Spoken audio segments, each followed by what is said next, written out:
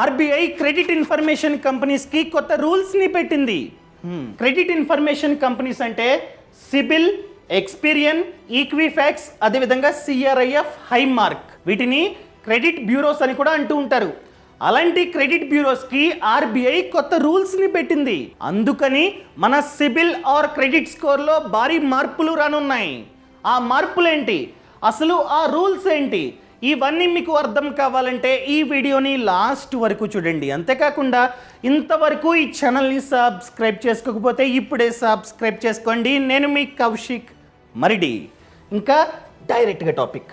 First one, మనమే కనుక ఏదైనా బ్యాంకు వద్ద లేకపోతే ఎన్బిఎఫ్సి వద్ద లేదా ఫినాన్షియల్ ఇన్స్టిట్యూట్ వద్ద లోన్ లేకపోతే ఏదైనా క్రెడిట్ కార్డ్కి అప్లై చేస్తే వాళ్ళు ముందుగా చెక్ చేసేది మన credit score.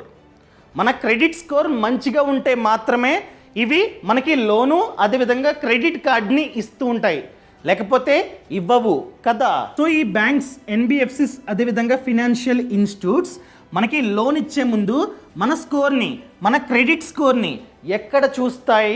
Simple, credit information companies వద్ద. ముఖ్యంగా ఇవన్నీ చెక్ చేసేది సిబిల్ వద్ద. సిబిల్ కూడా పార్ట్ ఆఫ్ సిఐసిఎస్ కదా. సిబిల్ వద్ద చెక్ చేస్తూ ఉంటాయి. ఇన్ కేస్ ఆ విధంగా చెక్ చేస్తే దాన్ని హార్డ్ ఎంక్వైరీ అంటాం. అర్థమైందా అండి? సో వాళ్ళు మన క్రెడిట్ స్కోర్ని చెక్ చేస్తే హార్డ్ ఎంక్వైరీ జరిగితే మన స్కోరు తగ్గుతూ ఉంటుంది. అర్థమైందా? మన స్కోర్ని మనం చెక్ చేసుకుంటే దాన్ని సాఫ్ట్ ఎంక్వైరీ అంటాం. ఎన్నిసార్లు చెక్ చేసుకున్నా తగ్గదు, కానీ వీళ్ళు చెక్ చేస్తే తగ్గుతూ ఉంటుంది. ఈ మధ్యన ఏం జరుగుతుందంటే, మనం ఒక ఫినాన్షియల్ ఇన్స్టిట్యూట్ వద్ద అప్లై చేస్తాం లోన్. వాళ్ళు ఆ సమాచారాన్ని ప్రతి బ్యాంకుకి, ప్రతి ఎన్బిఎఫ్సికి చెప్పేస్తూ ఉన్నాయి. ఎవరు? ఈ ఫినాన్షియల్ ఇన్స్టిట్యూట్ వాళ్ళు. అలా చెప్పకూడదు, కానీ కొన్ని కేసులు వస్తూ ఉన్నాయి. అలా చెప్పడం వలన వీళ్ళు కూడా మన స్కోర్ని చెక్ చేస్తూ ఉన్నారు. ఇలా చాలా బ్యాంకులు, ఎన్బిఎఫ్సిలు మన స్కోర్ని చెక్ చేయడం వలన స్కోర్ తగ్గుతూ ఉంటుందన్నమాట. ఇలా చాలామందికి జరుగుతూ ఉంది. సో ఈ రోజు నుంచి దీన్ని గమనించి ఆర్బీఐ కొత్త రూల్ని ఏం తెచ్చిందంటే, ఇన్ కేస్ వీటి వద్ద, ఈ క్రెడిట్ బ్యూరోస్ వద్ద ఏదైనా బ్యాంకు లేకపోతే ఫినాన్షియల్ ఇన్స్టిట్యూట్, ఎన్బిఎఫ్సి స్కోర్ని చెక్ చేయగానే వీళ్ళు, ఈ క్రెడిట్ బ్యూరోస్ మనకి ఎస్ఎంఎస్ లేకపోతే ఈమెయిల్ ద్వారానో చెప్పాలి. ఈ విధంగా పలానా బ్యాంకు మీ స్కోర్ని చూసింది, ఒక హార్డ్ ఎంక్వైరీ జరిగింది అని చెప్పి వెంటనే వీళ్ళు ఈ రోజు నుంచి మనకి సమాచారం ఇవ్వాలి. అర్థమైందా అండి? అదే ఇక్కడ రాశా. సో ఎంతమంది చెక్ చేస్తే అన్ని ఎస్ఎంఎస్లు, అన్ని బ్యాంకు పేరుతో సహా మీకైతే ఎస్ఎంఎస్ వస్తుంది. సో ఇన్ని రోజులు ఏదైనా బ్యాంకు లేకపోతే ఫినాన్షియల్ ఇన్స్టిట్యూట్ మన స్కోర్ని చెక్ చేస్తే, అనగా హార్డ్ ఎంక్వైరీ చేస్తే ఎటువంటి ఎస్ఎంఎస్, ఈమెయిల్ వచ్చేదే కాదు.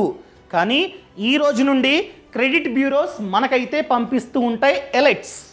సో మనకి అర్థమవుతుంది, ఓకే ఆ బ్యాంకు చెక్ చేస్తూ ఉంది అంటే ఆ లోన్కి అప్లై చేశాను కదా, దానికోసం అనమాట అని చెప్పి మనకి అర్థమవుతుంది. దాంతోపాటు ఇన్ కేస్ మనం ఒక చోట అప్లై చేస్తే చాలా బ్యాంకులు మన స్కోర్ని చూస్తున్నట్లయితే మనకి తెలిసిపోద్ది, ఓకే చాలా హార్డ్ ఎంక్వైరీస్ జరుగుతూ ఉన్నాయి అంటే మన స్కోరు తగ్గిపోద్ది. అసలు ఒక బ్యాంకుకి అప్లై చేస్తే ఇన్ని బ్యాంకులు ఎందుకు చూస్తూ ఉన్నాయని చెప్పి మీరు కంప్లైంట్ ఇవ్వచ్చు. సో మనకి చాలా అంటే చాలా బెనిఫిట్ ఈ ఫీచర్. అర్థమైందండి? ఈ రోజు నుంచి వస్తూ ఉంటాయి, గమనించండి. ఇంకా సెకండ్ వన్, ఫర్ ఎగ్జాంపుల్ మీరు ఈఎంఐ కట్టడం మర్చిపోతే బ్యాంకు మనకైతే ఎస్ఎంఎస్ పంపిస్తూ ఉంటుంది, సార్ కట్టండి, కట్టకపోతే మీ స్కోరు తగ్గిపోద్ది అని చెప్పి కదా. కానీ చాలాసార్లు ఆ ఎస్ఎంఎస్ మనమైతే చూసుకోం.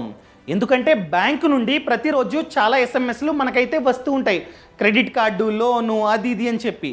వాటి మధ్యలో ఈ ఎస్ఎంఎస్ కూడా వస్తూ ఉంటుంది. సో చూసుకోం. కానీ ఈ రోజు నుండి క్రెడిట్ బ్యూరోస్ కూడా మనకైతే ఎస్ఎంఎస్ పంపిస్తూ ఉంటాయి. ఎప్పుడు? మీరు కనుక ఈఎంఐ కట్టడం మర్చిపోయినా లేకపోతే ఆన్ టైంలో క్రెడిట్ కార్డు బిల్లు కట్టకపోయినా వాళ్ళు డైరెక్ట్గా మనకైతే ఎస్ఎంఎస్ పంపిస్తూ ఉంటారు. కట్టండి, కట్టలేదా తగ్గించేస్తాం మీ స్కోర్ అని చెప్పి పంపిస్తూ ఉంటారు. సో వెంటనే చూస్తాం, అయ్యి బాబోయ్ సిబిల్ వాళ్ళు పంపారని చెప్పి కట్టేస్తూ ఉంటాం. ఇటువంటి అడ్వాంటేజ్ ఈ రోజు నుంచి వస్తూ ఉంది. అర్థమైందా అండి? సో వీళ్ళు కూడా మనం కనుక కట్టకపోతే SMS పంపిస్తూ ఉంటారు, వార్నింగ్ కూడా ఇస్తూ ఉంటారు తగ్గించే ముందు. ఒక రకమైన అడ్వాంటేజ్. అదేవిధంగా ఈ రోజు నుండి మనం ఈ క్రెడిట్ బ్యూరోస్ సిబిల్ కావచ్చు, ఈక్విఫాక్స్ కావచ్చు, లేకపోతే ఎక్స్పీరియన్ కావచ్చు, వీళ్ళ వెబ్సైట్లో డైరెక్ట్గా స్కోర్తో పాటు, నేను చెప్తుంది స్కోర్ కాదు, స్కోర్ మనమైతే చూసుకోవచ్చు, స్కోర్తో పాటు డీటెయిల్డ్ క్రెడిట్ రిపోర్ట్ని మనమైతే డౌన్లోడ్ చేసుకోవచ్చు. మనం డబ్బులు కట్టాల్సిన అవసరం లేదు. అదేవిధంగా సిబిల్, ఇంతకుముందు సిబిల్ రిపోర్ట్ని డౌన్లోడ్ చేసుకోవాలంటే డబ్బులు కట్టాలి, అనగా సబ్స్క్రిప్షన్ తీసుకోవాలి. కానీ ఇప్పుడు ఇయర్కి 1 టైం ఫ్రీగా డీటెయిల్డ్ రిపోర్ట్, నేను చెప్తుంది కంప్లీట్ రిపోర్ట్ని ఫ్రీగా మనమైతే డౌన్లోడ్ చేసుకోవచ్చు. అండ్ వీళ్ళకి RBI ఆదేశం ఇచ్చింది, ప్రతి వెబ్సైట్, ప్రతి క్రెడిట్ బ్యూరో వెబ్సైట్ హోమ్ పేజ్లోనే డౌన్లోడ్ ఆప్షన్ ఇమ్మని RBI చెప్పింది. సో మనమైతే ఈజీగా ఇయర్కి 1 టైం డౌన్లోడ్ చేసుకోవచ్చు అనమాట. నెక్స్ట్, ఇది చాలా అంటే చాలా ఇంపార్టెంట్. చాలాసార్లు రాంగ్ ఎంట్రీస్ అన్నవి జరుగుతూ ఉంటాయి. For example CIBIL report. ఈ సిబిల్ రిపోర్ట్లో ఇది మీ లోన్ కాదు, వేరే వాళ్ళది, వేరే వాళ్ళ లోన్ మీ రిపోర్ట్లోకి వచ్చేసింది. దాన్నే రాంగ్ ఎంట్రీ అంటాం. ఇన్ కేస్ వాళ్ళు కనుక ఆ లోన్ EMI ఆన్ టైంలో కట్టకపోతే మీ స్కోరు తగ్గుతూ ఉంటుంది. ఈ విధంగా రాంగ్ ఎంట్రీస్ అన్నవి ఉన్నట్లయితే మనం వెంటనే సిబిల్కి రిపోర్ట్ చేయాలి. సార్, ఈ లోన్ని నేను తీసుకోవాలా, కానీ నా రిపోర్ట్లో ఉంది, మీ సిబిల్ రిపోర్ట్లో ఉంది, సో ఇప్పుడే దాన్ని రిమూవ్ చేయండి అని చెప్పి మనమైతే రిపోర్ట్ చేసుకోవచ్చు. అలా రిపోర్ట్ చేసిన 30 డేస్లో, వితిన్ 30 డేస్లో వాళ్ళైతే దాన్ని రిజల్వ్ చేయాలి, దాన్ని తీసేయాలి. ఇన్ కేస్ తీయకపోతే సిబిల్ మీకు ప్రతిరోజు 100 పెనాల్టీ అయితే కడుతుంది. అర్థమైందా అండి? ఇదిగోండి 100 per day to customers. Clear? మీరు అడగొచ్చు, సార్ పాపమండి వేరే బ్యాంకు తప్పు చేసింది, తప్పు చేయడం వలన సిబిల్ రిపోర్ట్లో ఎక్కేసింది, సిబిల్ వాళ్ళ తప్పేముంది, వాళ్ళెందుకు కట్టాలి ఫైను అనుకోవచ్చు. సో మీరు సిబిల్లో కంప్లైంట్ ఇవ్వగానే సిబిల్ ఆ బ్యాంకుని అడుగుతుంది. ఫర్ ఎగ్జాంపుల్ ఎవరిదో HDFC లోన్ మీ రిపోర్ట్లో యాడ్ అయింది. సో మీరు కంప్లైంట్ ఇవ్వగానే సిబిల్ HDFC బ్యాంకుని అడుగుతుంది, ఎవరిది ఈ లోన్, ఎందుకు వచ్చింది అని చెప్పి. సో వాళ్ళు వితిన్ 21 డేస్లో క్లారిఫికేషన్ ఇవ్వాలి. బ్యాంకు సిబిల్కి వితిన్ 24 డేస్లో క్లారిఫికేషన్ ఇవ్వాలి. సో క్లారిఫికేషన్ రాగానే 9 డేస్ బాకీ ఉంటుంది సిబిల్ వద్ద. ఈ 9 డేస్లో దీన్ని తీసేయాలి, రాంగ్ ఎంట్రీని మీ రిపోర్ట్ నుండి తీసేసి మీ స్కోర్ని కరెక్ట్ చేయాలి. అర్థమైందండి? ఈ 9 డేస్లో కనుక సిబిల్ చేయకపోతే, కరెక్షన్ చేయకపోతే సిబిల్ ప్రతిరోజు 100 మీకైతే కడుతుంది. సో ఇవి కొత్త రూల్స్ అన్నమాట. అండ్ దాంతోపాటు ఇంపార్టెంట్ టాపిక్, ప్రతి ఒక్కరూ టర్మ్ ఇన్సూరెన్స్ పాలసీని తీసుకోవాలి. అదేంటి టర్మ్ ఇన్సూరెన్సా, ఎందుకు? ఇప్పుడు ఎగ్జాంపుల్గా మన కుటుంబం మన ఆదాయం మీద డిపెండ్ అవుతూ ఉంది. మనం ఒక్కరమే డబ్బు సంపాదిస్తూ ఉన్నాం కుటుంబంలో. మనకి ఏదైనా జరిగితే మన కుటుంబం పరిస్థితి ఏంటి? ఆర్థికంగా చాలా అంటే చాలా ఇబ్బంది పడతారు. అందుకనే మనమే కనుక టర్మ్ ఇన్సూరెన్స్ పాలసీ తీసుకున్నట్లయితే, ఎగ్జాంపుల్గా 1 కోటి కవరేజ్ గల పాలసీ తీసుకున్నట్లయితే మనకి ఏదైనా జరిగితే ఈ 1 కోటి రూపాయలు మన కుటుంబానికి వెళ్తుంది, ఇచ్చేది బీమా సంస్థ. సో ప్రతి ఒక్కరూ దయచేసి టర్మ్ ఇన్సూరెన్స్ పాలసీని తీసుకోండి. తీసుకోవడం వలన ట్యాక్స్ బెనిఫిట్ కూడా మనకైతే వస్తుంది according to the section 80C and 80D. And దాంతోపాటు మనం కావాలంటే ఆఫ్లైన్లో తీసుకోవచ్చు, ఆన్లైన్లో కూడా తీసుకోవచ్చు. ఆన్లైన్లో తీసుకోవడం వలన అడ్వాంటేజ్ ఏంటంటే మనకి డిస్కౌంట్ అన్నది వస్తూ ఉంటుందన్నమాట. ఎందుకు డిస్కౌంట్? ఆఫ్లైన్లో చూసుకున్నట్లయితే ఇన్సూరెన్స్ అడ్వైజర్ మన ఇంటికి వచ్చి అమ్ముతారు. సో ఇన్సూరెన్స్ అడ్వైజర్కి కమిషన్ ఇవ్వాలి, ఎవరు? కంపెనీ. ఆ కమిషన్ మన ప్రీమియం నుండే ఇస్తూ ఉంటుంది. అర్థమైందా అండి? అదే మనమే కనుక ఆన్లైన్లో తీసుకున్నట్లయితే ఎటువంటి కమిషన్ ఉండదు.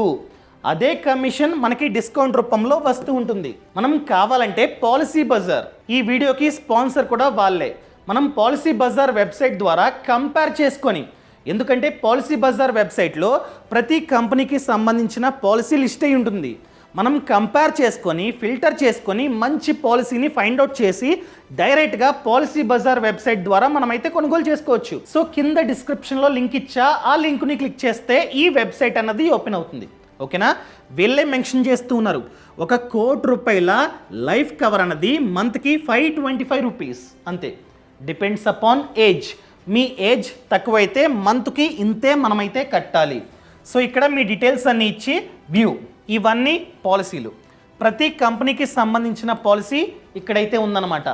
ఫస్ట్ ఆఫ్ ఆల్ మనం ఫిల్టర్ చేసుకోవాలి దేన్ని, క్లెయిమ్ సెటిల్మెంట్ రేషియో. సార్టింగ్ ఇదిగోండి, క్లెయిమ్ హై టు లో ఎక్కువ, ఇది ఇంపార్టెంట్. ఏ కంపెనీ యొక్క క్లెయిమ్ సెటిల్మెంట్ రేషియో ఎక్కువ ఉందో వాటిల్లో మాత్రమే మనమైతే పాలసీ తీసుకోవాలి. అదేవిధంగా సాల్వెన్సీ రేషియో, 150% కన్నా ఎక్కువ ఉండాలి. అర్థమైందా అండి? సో ఈ విధంగా మీరైతే ఫిల్టర్ చేసుకోవచ్చు. మీరు కనుక కొనుక్కుందాం అనుకున్నట్లయితే ఇదిగోండి, మంత్లీ ఆర్ ఇయర్కి చూసుకున్నట్లయితే 10,000 నా ఏజ్కి. అర్థమైందండి? సో 10,000 నా హ్యాబిట్స్, నా ఏజ్ అంతా చూసి వీళ్ళైతే మనకి పాలసీ ఇస్తూ ఉంటారన్నమాట. 10,000కి మనం కావాలంటే ఈ విధంగా కొనుక్కోవచ్చు అనమాట. ఇక్కడే డీటెయిల్స్ అన్నీ ఎంటర్ చేసి కొనుక్కోండి. ఇది చాలా అంటే చాలా ఇంపార్టెంట్. కానీ ఇలాగే తీసుకోండి, ఇక్కడే తీసుకోండి అని చెప్పి నేనైతే చెప్పట్లా, మీ ఇష్టం. అర్థమైందండి? ఈ విధంగా మీరైతే కొనుక్కోవచ్చు. ఇంకా డైరెక్ట్గా టాపిక్. అండ్ రేపు ఏదైనా రిస్క్ అయితే ఈ పాలసీ బజార్ టీం మనకైతే హెల్ప్ చేస్తుంది, అనగా మన ఫ్యామిలీకి గైడెన్స్ అనేది ఇస్తుంది 24/7. సో వీళ్ళే మనకి క్లెయిమ్ రావడానికి హెల్ప్ చేస్తారన్నమాట.